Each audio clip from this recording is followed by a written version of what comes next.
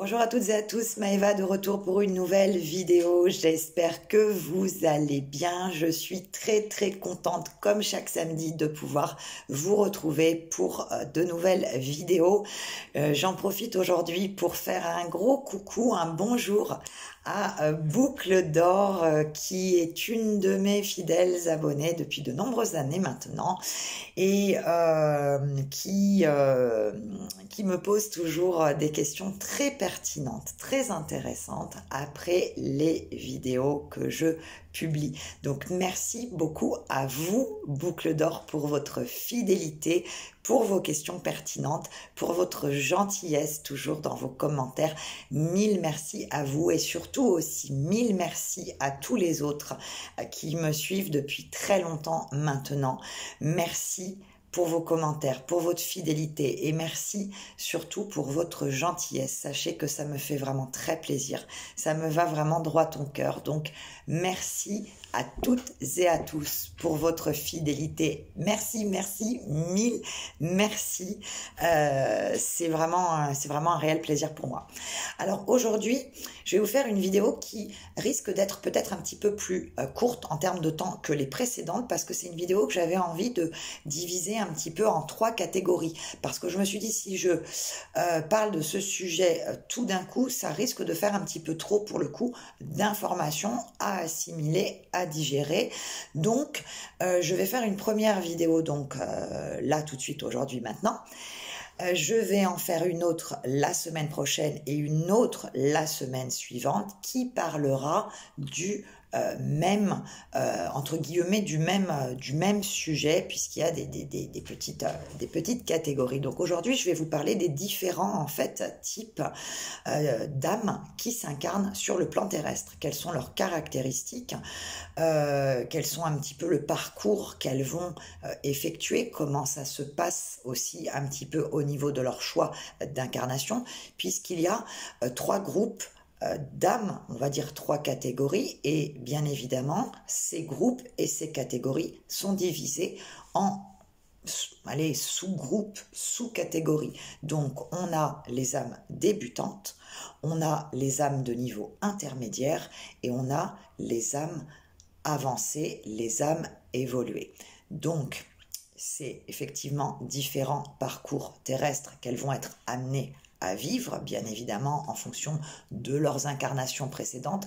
Donc là, aujourd'hui, je vais commencer par vous parler des âmes débutantes, qu'on appelle aussi, puisqu'il y a plusieurs appellations, prenez après le terme qui va, je sais pas, le plus vous parler. Donc, on parle d'âmes débutantes, on parle d'âmes jeunes, mais on parle aussi d'âmes primaires. Donc ça, ce sont des sous-catégories, je dirais, de l'âme débutante et c'est aussi des mots, enfin des appellations un petit peu différentes.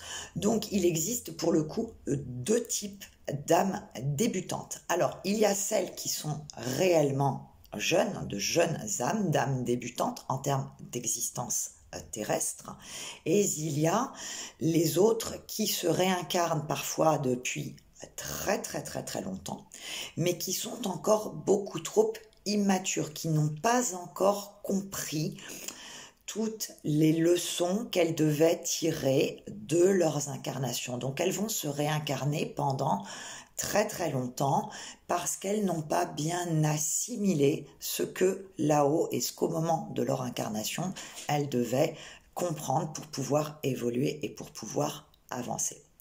Donc, une âme débutante, elle peut passer un certain nombre de vies, en fait, dans un état de confusion.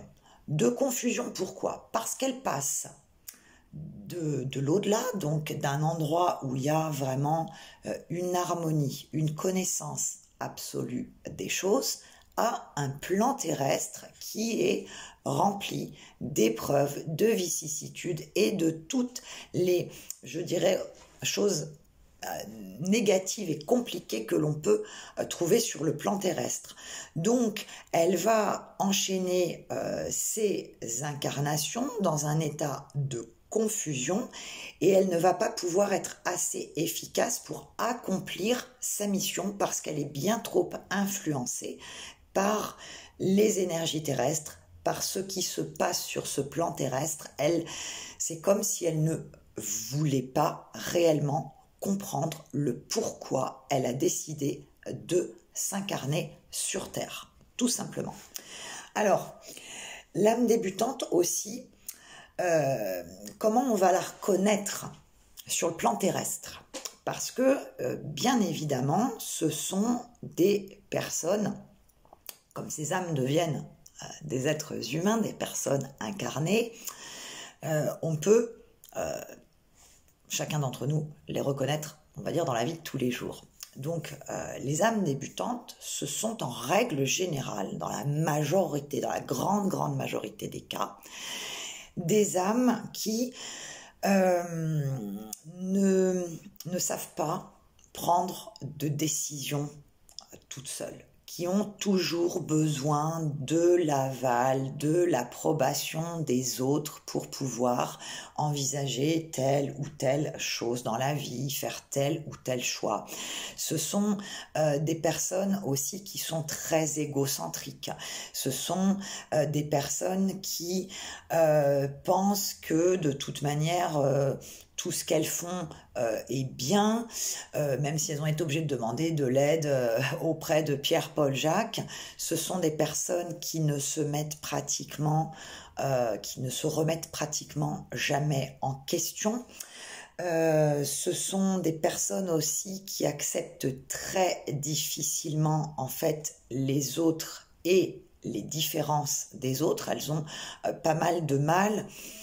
Elles ont du mal, à pouvoir lier des relations longues, que ce soit au niveau sentimental, que ce soit au niveau amical. C'est un petit peu des électrons libres. C'est des personnes qui sont dans leur truc. Elles ne se soucient pas des autres et pourtant elles ont besoin des autres et de leur approbation pour faire tel ou tel choix.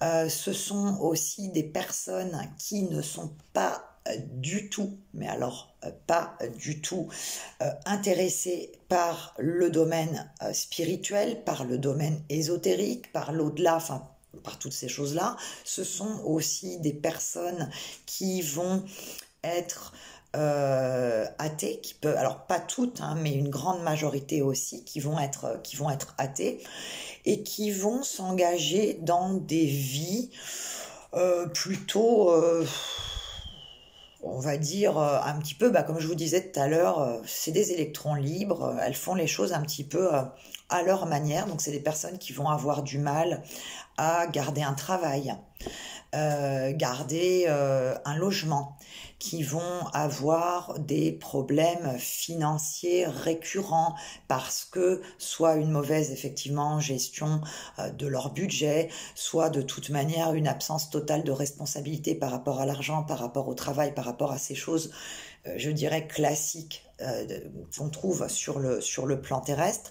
Donc, c'est des personnes qui avancent sur ce chemin de vie sans aucune question sur comment je vais pouvoir faire ça, comment je vais pouvoir du coup évoluer. Et pourtant, ce sont des personnes qui vont très souvent avoir des vies, entre guillemets, faciles, où elles n'auront pas, voire peu d'épreuves. Alors, pourquoi elles ne vont avoir pas ou peu d'épreuves? En fait, c'est très simple. Comme c'est leur toute première, pour certaines, toute première incarnation, ou qu'elles ont très peu d'incarnations à leur actif, puisqu'en règle générale, une âme débutante, elle rentre soit dans sa toute première incarnation sur Terre, la toute première, soit c'est pas au-delà de 5 incarnations qu'elle a déjà pu avoir. Donc c'est pas non plus énorme. 5 incarnations, vous vous doutez bien que sur les centaines, voire milliers d'incarnations qu'une âme doit avoir à faire et à subir, là on est vraiment sur la base de base de base. Donc ce sont des personnes à qui on ne va pas, l'au-delà j'ai envie de dire, ne va pas imposer de grandes épreuves, de grands chagrins, de grands traumatismes. C'est une vie qui va se passer assez cool en fait, j'ai envie de dire. Et ce qui est un petit peu normal aussi, parce que je vais vous donner cet exemple-là, mais qui je pense peut être utile.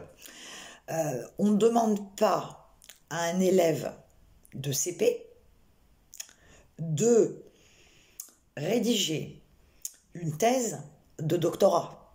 C'est pas possible. Il en est totalement incapable. C'est-à-dire que même s'il est surdoué, vous doutez bien qu'entre un niveau de CP et une thèse de doctorat, il y a quand même de nombreuses années d'apprentissage, de travail. Donc voilà pourquoi ce sont des âmes qui vont avoir une vie, comme je vous dis, un petit peu, on va dire cool. Voilà, je vais donner ce mot-là.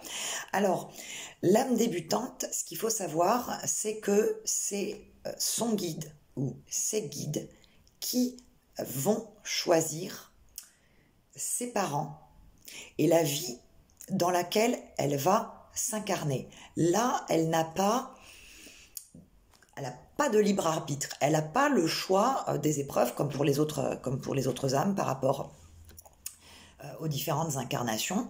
Elle se laisse totalement guider par son guide. Donc le guide va choisir ses parents, va choisir le type de vie dans laquelle elle va évoluer, et bien évidemment, ce sera une vie qui sera quand même exempte de beaucoup, voire quasiment pas du tout, d'épreuves. Et le guide de ces âmes débutantes, pendant cette incarnation terrestre, c'est un guide qui va être tout le temps derrière elles pour les conseiller, pour les guider, pour leur un petit peu souffler pratiquement tout ce qu'elles vont avoir à faire, puisque elles ne connaissent absolument pas ce plan terrestre, elles ne savent pas comment ça se passe, ce qu'il faut faire, ce qu'il faut dire, donc d'où le fait aussi qu'en tant qu'être humain incarné, elles ont besoin toujours de l'aval de Pierre-Paul Jacques pour faire les choses. Et comme elles n'ont pas ce côté spirituel, qu'elles n'ont pas d'attrait et de conscience du spirituel, le guide, il saura toujours se faire entendre. Le guide, de toute manière, sait toujours se faire entendre. Mais l'âme débutante ne se posera même pas la question de se dire « Ah bah tiens, faut que je demande à là-haut » ou « Ah bah tiens, mon guide, qu'est-ce que je dois faire? Quelle est la prochaine étape ?» Non. La spiritualité, elle n'en a pas du tout conscience. Donc, le guide, il va devoir, lui, redoubler d'efforts, de vigilance, de travail avec son ou sa protégée pour pouvoir se faire entendre. Et comme je vous le dis, il se fait toujours entendre. Il arrivera toujours à mettre en place des éléments, des signes, des balises sur le chemin de vie de cette âme pour qu'elle puisse traverser cette existence parce que de toute manière, c'est ce qu'elle doit faire tout simplement. Alors là, je vais casser un mythe, peut-être. Et je vous imagine en visionnant cette vidéo pour le coup, parce que là, vous allez vous dire « Oh, ah non, c'est pas possible, là, c'est pas vrai.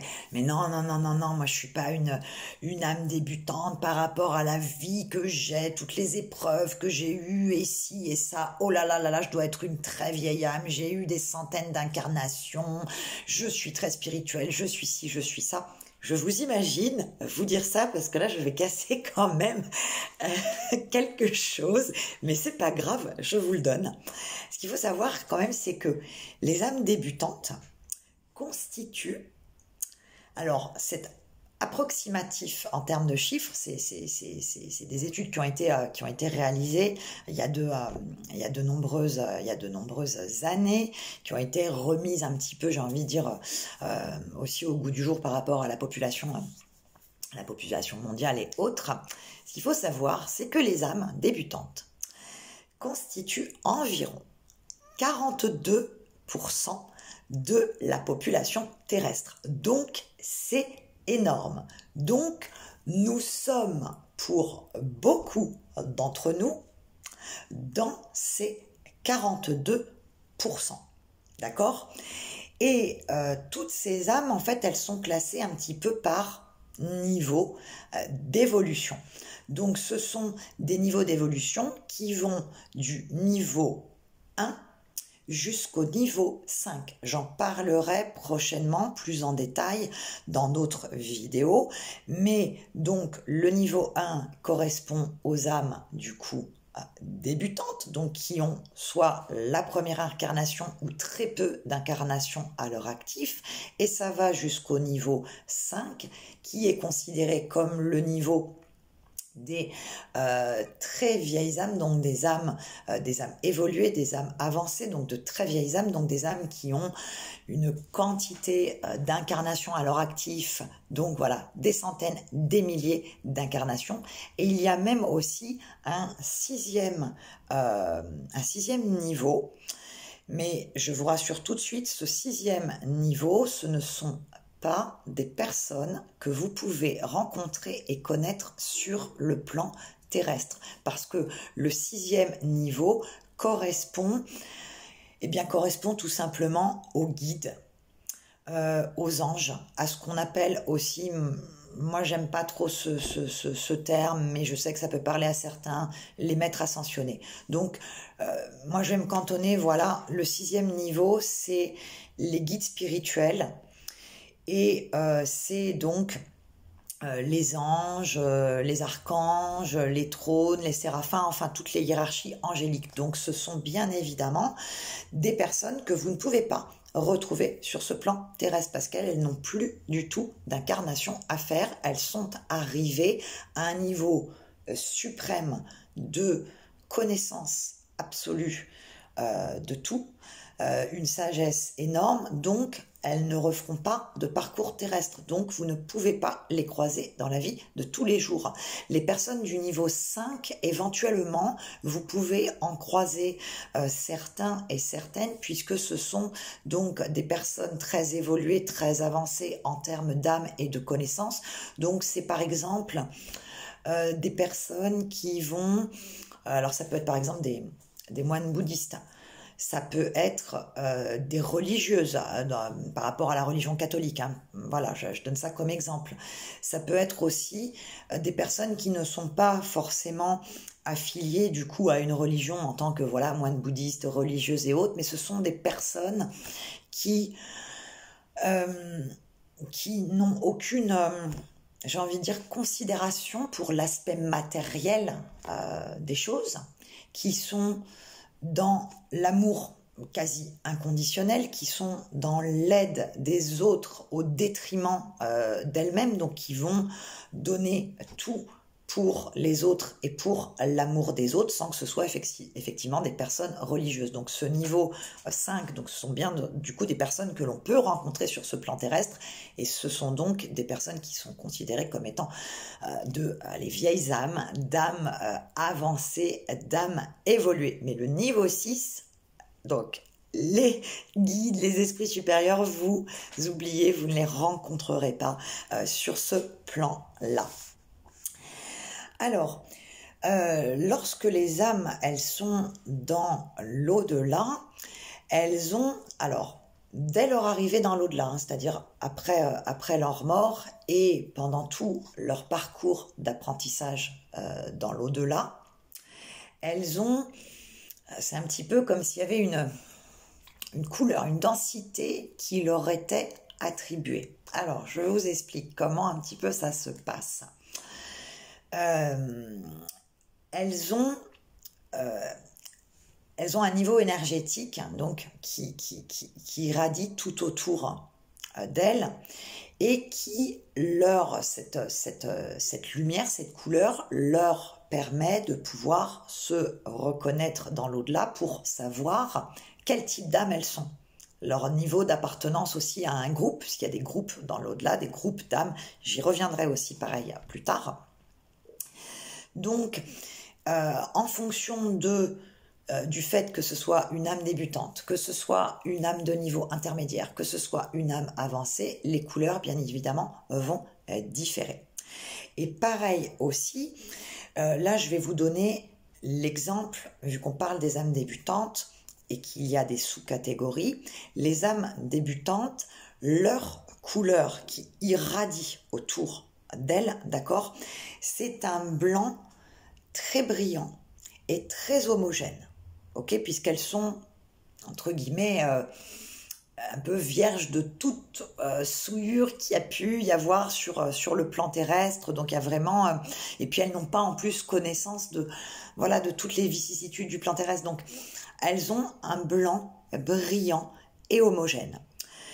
Quant aux sous-catégories d'âmes débutantes, d'accord, les autres groupes d'âmes, donc les âmes jeunes et les âmes primaires, ça va être un blanc qui va s'apparenter à plus, en fait, à un blanc cassé, avec des nuances rougeâtres et quelques traces de jaune. C'est comme ça que, du coup, les âmes peuvent se reconnaître entre elles et connaître, comprendre leur évolution dans l'au-delà. Cette couleur, cette lumière, cette intensité, cette brillance, je n'ai pas trouvé de mots clairs pour vous la donner. Je vous donne un peu l'image qu'il y a par rapport à ça. Cette couleur, cette lumière, elle ne va pas rester lors de l'incarnation. Elle va s'en aller et devenir totalement différente. Elle va devenir ce que l'on appelle l'aura. L'aura, on possède toutes et tous notre propre aura. Sauf qu'au contraire de l'au-delà où la couleur, la lumière, l'intensité va rester la même, donc comme je disais, du blanc brillant ou du blanc cassé.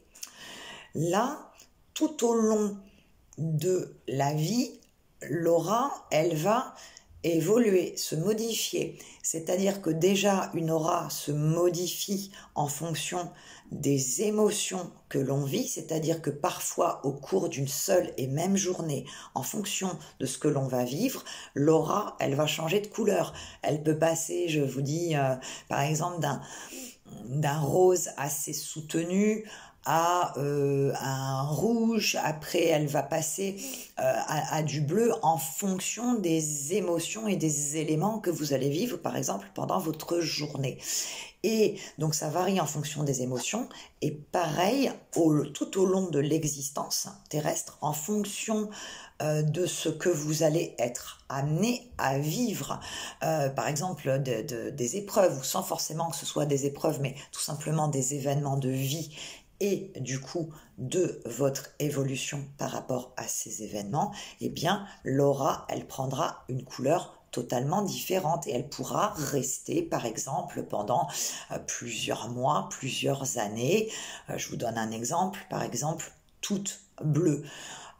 Ou toute noire. Alors faut pas se dire ah bah c'est très bon si je suis dans le bleu ou c'est très mauvais si je suis dans le noir. Non, il faut pas voir ça comme ça du tout, en aucun cas. On a chacun notre évolution à faire, on avance chacun plus ou moins vite et du coup l'aura elle le ressent, donc c'est pour ça qu'il y a des personnes qui peuvent garder la même couleur d'aura pendant en gros des années en fonction de telle chose qui leur est arrivée, est-ce qu'elles ont travaillé cette chose, dans quel état d'esprit elles sont, puisque bien évidemment il y a des personnes qui peuvent rester dans un état d'esprit par exemple dépressif pendant des années, donc on aura une aura qui sera en correspondance avec cet état d'esprit, cet état d'humeur, ces émotions, ces épreuves ou ces événements, tout simplement.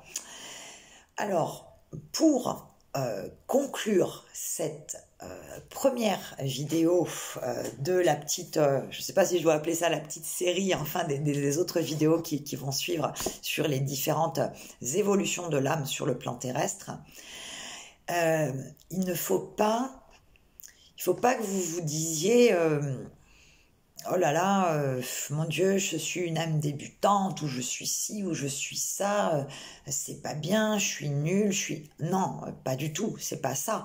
On a tous des choses à apprendre, et comme je vous disais à l'instant, on n'évolue pas et on n'apprend pas tous à la même vitesse.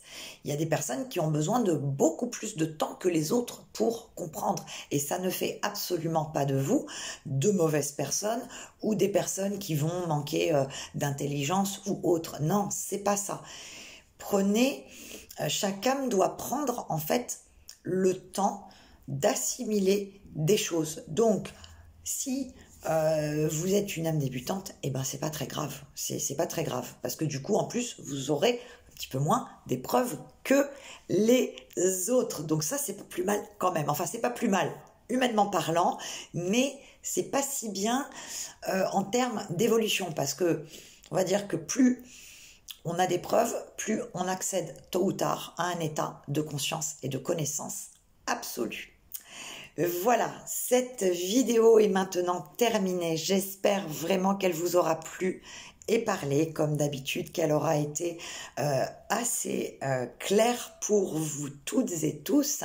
Je vous dis donc à la semaine prochaine pour une nouvelle vidéo. Et là, on parlera donc des âmes de niveau intermédiaire et je vous expliquerai un petit peu toutes les sous-catégories et comment ça se passe. Et donc comme ça vous pourrez aussi identifier les personnes qui vous entourent et vous identifier aussi vous dans quelle catégorie d'âme vous vous situez. Mais comme je vous ai dit, j'ai cassé un mythe, on est quand même environ 42% de la population à être considérée, du moins par l'au-delà, je ne parle pas des autres personnes sur Terre, par l'au-delà, à être considérées comme des âmes débutantes. Et sachez que c'est absolument déjà pas grave, et c'est surtout que là-haut ils comprennent ça, ils tolèrent beaucoup plus de choses, beaucoup plus d'erreurs, ils sont encore plus proches des âmes débutantes pour les aider. Ils font preuve de beaucoup plus d'indulgence que pour les vieilles âmes. Ça, je vous expliquerai ça un petit peu plus tard. Donc, eh bien, écoutez, bonne semaine à toutes et à tous. Je vous retrouve samedi prochain pour une nouvelle vidéo. Ciao, ciao, bye bye.